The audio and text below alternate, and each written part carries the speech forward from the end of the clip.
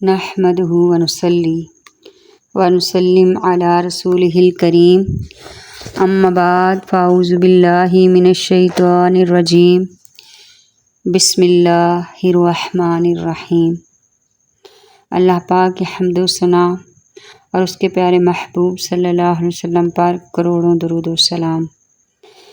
آج بات ہوگی آنسوؤں پر۔ آنسو دو طرح کے ہوتے ہیں، ایک وہ آنسو جو غم دنیا میں بہتے ہیں، ان کی کوئی قدر نہیں ہوتی، کوئی قیمت نہیں ہوتی، لیکن وہ آنسو جو محبت الہی میں بہتے ہیں، جو خوف خدا میں بہتے ہیں، جو گناہوں کے شرمندگی پر بہتے ہیں، وہ پسندیدہ آنسو ہیں۔ ان کی اللہ کے ہاں بڑی قدر و قیمت ہے۔ خوف خدا میں رونا دل کو نرم کر دیتا ہے۔ خوف خدا میں رونا ایمان کی علامت سمجھا جاتا ہے اور خوف خدا میں رونے والے کے لیے بخشش کا ذریعہ بن جاتا ہے۔ یہ وہ آنسو ہیں جو قیامت کے دن عرش کے سائے تلے جگہ دلوائیں گے۔ اللہ اکبر، سبحان اللہ۔ پارہ نمبر 7 ہے اور اس کی پہلی آیت ہے۔ اس میں اللہ تبارک و تعالی نے تلاوت قرآن سن کر رونے والوں کی شان کو بیان کیا ہے۔ فرمایا وَإِذَا سَمِعُوا، اور جب یہ سنتے ہیں، مَا أُنزِلَ، وہ جو رسول کی طرف نازل کیا گیا، مَا أُنزِلَ إِلَى الرَّسُولِ، وہ جو رسول صلی اللہ تعالیٰ علیہ وآلہ وسلم کی طرف نازل کیا گیا، تَرَىٰ أَعْيُنَهُمْ تَفِيضُ مِنَ الدَّمْعِ، تو تم دیکھو گے کہ ان کی آنکھیں آنسوؤں سے ابل پڑتی ہیں، مِمَّا عَرَفُوا مِنَ الْحَقِّ، اس لیے کہ وہ حق کو پہچان گئے، یقولون، کہتے ہیں، ربنا، اے ہمارے رب، آمنا، ہم ایمان لائے، فاکتبنا مع الشاہدین، پس تو ہمیں حق کے گواہوں کے ساتھ لکھ دے۔ وَإِذَا سَمِعُوا مَا أُنزِلَ إِلَى الرَّسُولِ، اور جب یہ لوگ اس کو سنتے ہیں جو رسول اکرم صلی اللہ تعالیٰ علیہ وآلہ وسلم کی طرف نازل کیا گیا۔ جب حبشہ کی طرف، اس آیت کریمہ کا پس منظر یہ ہے کہ جب حبشہ کی طرف ہجرت کرنے والے صحابہ کرام رضی اللہ تعالی عنہم نجاشی کے دربار میں جمع تھے اور مشرکین مکہ کا وفد بھی وہاں موجود تھا، تو اس وقت نجاشی نے حضرت جعفر طیار رضی اللہ تعالی عنہ سے عرض کی، کیا آپ کی کتاب میں حضرت مریم سلام اللہ علیہ کا ذکر ہے؟ حضرت جعفر نے فرمایا، قرآن پاک میں ایک مکمل صورت حضرت مریم کی طرف منسوب ہے، ان کے نام کے ساتھ ذکر ہے۔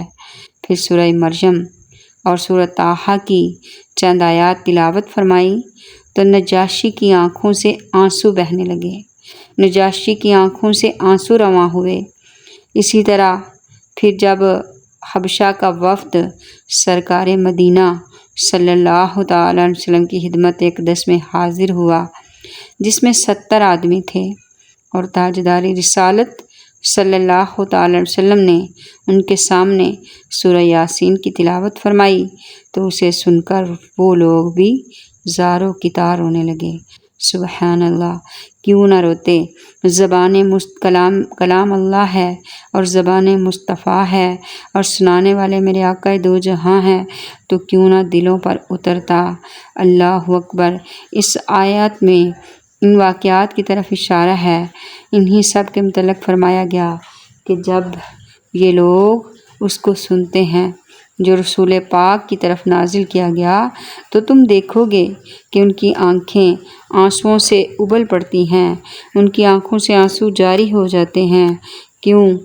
وہ حق کو پہچان گے، وہ سچ کو جان گے، اور وہ کہتے ہیں، اے ہمارے رب، ہم محمد مصطفیٰ صلی اللہ تعالیٰ علیہ وسلم پر ایمان لائے اور ہم ان کے برحق ہونے کی شہادت دی، بس تو ہمیں حق کی گواہی دینے والوں کے ساتھ لکھ دے اور ہمیں اس حبیب صلی اللہ تعالیٰ علیہ وسلم کی خدمت میں داخل فرما جو روز قیامت تمام امتیوں کے لیے گواہ ہے۔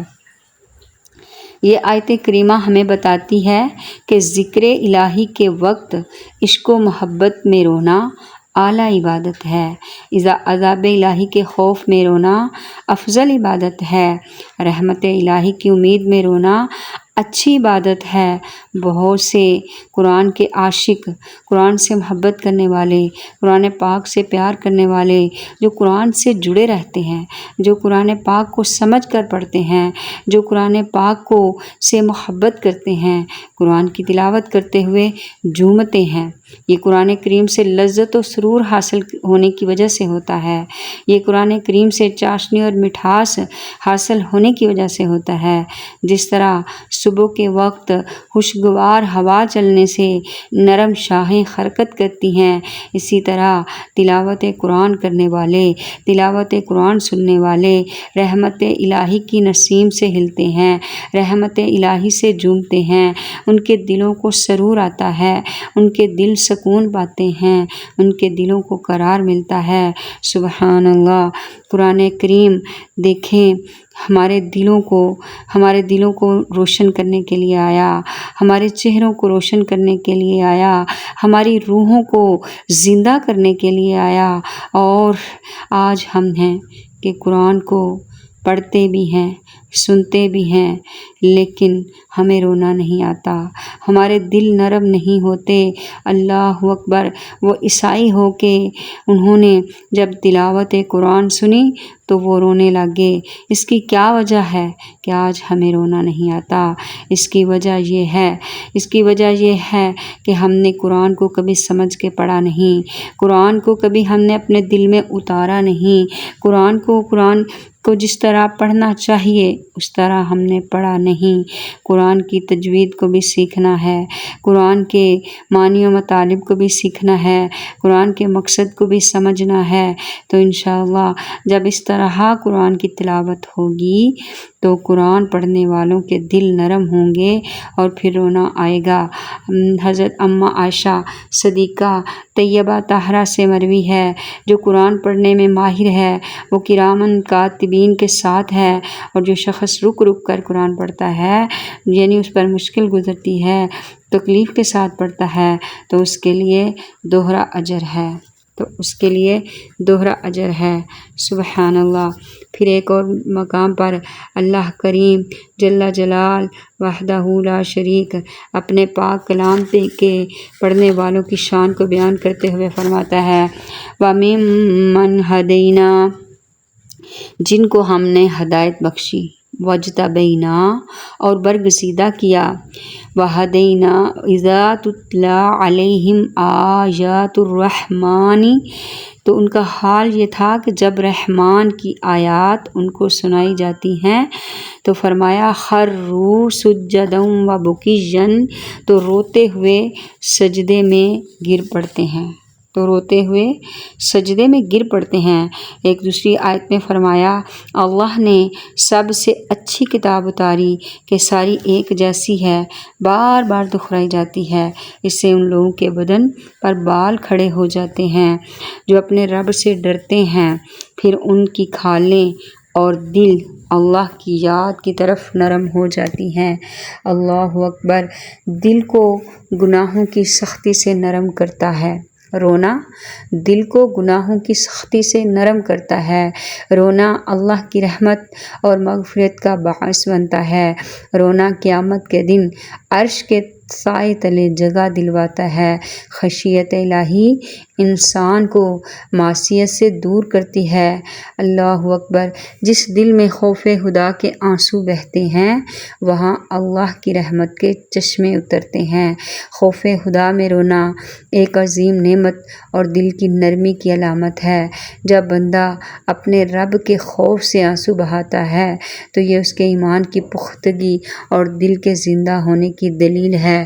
آقا صلی اللہ علیہ وآلہ وسلم نے فرمایا 2 آنکھیں ایسی ہیں جن پر جہنم کی آگ نہیں پڑے گی، ایک وہ آنکھ جو اللہ کے خوف سے روئی اور دوسری وہ آنکھ جو اللہ کی راہ میں پہرا دیتی رہی۔ اللہ کے ذکر سے دل پگھلنا اور آنکھوں سے بہنا رحمت کے نازل ہونے کی نشانی ہے۔ دل کے لیے آنسو ایسے ہیں جیسے زمین کے لیے بارش، گناہوں کی سیاہی کو مٹا دیتے ہیں یہ آنسو، رحمت کے در کو کھول دیتے ہیں یہ آنسو۔ دل کو نرم کر دے اے پروردگار عالم، آنکھوں کو بخش دے خوف خدا آنسو۔ مومن کی پہچان یہ ہے کہ جب وہ اللہ کو یاد کرتا ہے تو اس کی آنکھیں اشک بار ہو جاتی ہیں۔ اللہ کے خوف سے رونے والی آنکھ قیامت کے دن ہنستی ہوئی اٹھے گی۔ اللہ کے خوف سے رو لینا بندے کے دل کو گناہوں کے بوجھ سے ہلکا کر دیتا ہے۔ دل کے لیے آنسو وہی ہیں جو زمین کے لیے بارش ہے۔ جب دل اللہ کے خوف سے روئے تو وہ زندہ ہو جاتا ہے۔ سبحان اللہ۔ یا اللہ ہمیں اپنی محبت عطا فرما، اپنی محبت کا خوف عطا فرما، ناراضگی کا خوف عطا فرما اور اس خوف میں رونے والی آنکھیں عطا فرما۔ اللہ ہماری مشکلات کو حل فرما، صراط مستقیم پر چلا، ہدایت کی راہوں کو آسان فرما۔ وآخر دعوانا ان الحمد للہ رب العالمین۔